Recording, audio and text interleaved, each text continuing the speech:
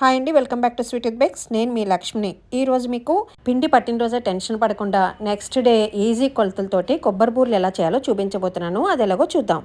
ఒక గిన్నెలోకి కరెక్ట్గా నేను డబ్బాడు బియ్యం తీసుకున్నాను. మీరు ఏ కొలతన్నా తీసుకోవచ్చు, గ్లాస్ అన్నా కప్ అన్నా ఏదైనా తీసుకోవచ్చు. ఏదైనా ఒకటి బియ్యం తీసుకుని శుభ్రంగా కడిగి వాటర్ పోసి కనీసం 12 అవర్స్ అన్నా నానాలండి. నానితే మీకు పిండి బాగా వస్తుంది. 12 అవర్స్ తర్వాత శుభ్రంగా మళ్ళీ కడిగి వాటర్ అంతా స్ట్రైన్ చేసేసుకొని ఏదన్నా పల్చటి బట్ట మీద నీడలో ఇంట్లోనే ఆరబెట్టుకోవాలి.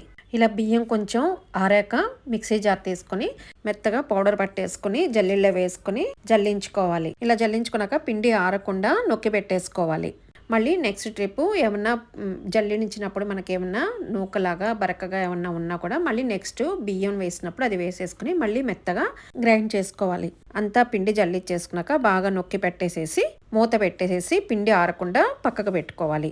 మీరు ఇదే పిండిని ఆ రోజు కుదరలేదనుకోండి, ఏదైనా ఎయిట్ డబ్బాలో నొక్కి పెట్టి ఫ్రిడ్జ్లో పెట్టి నెక్స్ట్ డే చేసుకోవచ్చు. పిండి మనకి ఇంత కూడా ఆరిపోదండి. పిండి ఈరోజు ఎలా పట్టారో అలాగే ఉంటుంది. వేరొక గిన్నె తీసుకుని దాంట్లో బెల్లం వేసుకుని కొంచెం వాటర్ పోసి బెల్లం కరిగి పాకం వచ్చేంత వరకు తిప్పుకుంటూ ఉండాలి. ఇలా పాకం బాగా దగ్గర పెట్టాక ఒకసారి చెక్ చేసుకోవాలి. దీనికి బాగా ఉండపాకం కూడా కాదండి, లేత ఉండపాకం వస్తే సరిపోతుంది. కొబ్బరి బూర్లకి మరీ ముదురుగా ఉండకూడదు. ఊరికే అలా వచ్చినట్టు ఉండాలి అలా చేతికి. అప్పుడు మీకు బూర్లు బాగా వస్తాయి.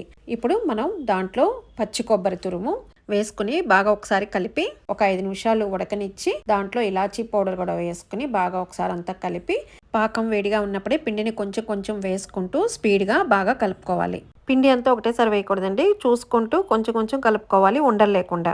ఇంకా లాస్ట్కి కొంచెం పిండి కన్సిస్టెన్సీ చూసుకుని ఇంకా ఈ పిండి అట్టి పెట్టానండి నేను. ఇప్పుడు ఇది వేసాక పిండి కన్సిస్టెన్సీ చూసుకుని అవసరమైతే వేసుకోవాలి, లేకపోతే లేదు.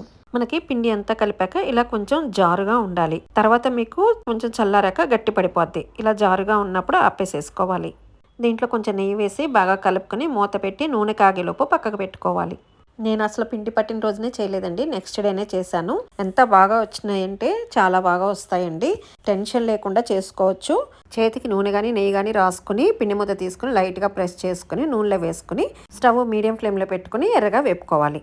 మరి ఈ రెసిపీని ఎటువంటి టెన్షన్ లేకుండా ఈజీ మెథడ్ చెప్పినందుకు నా వీడియో నచ్చినట్లయితే లైక్ చేయండి, షేర్ చేయండి, నా ఛానల్ సబ్స్క్రైబ్ చేసుకోండి. Thank you for watching from sweet with bakes.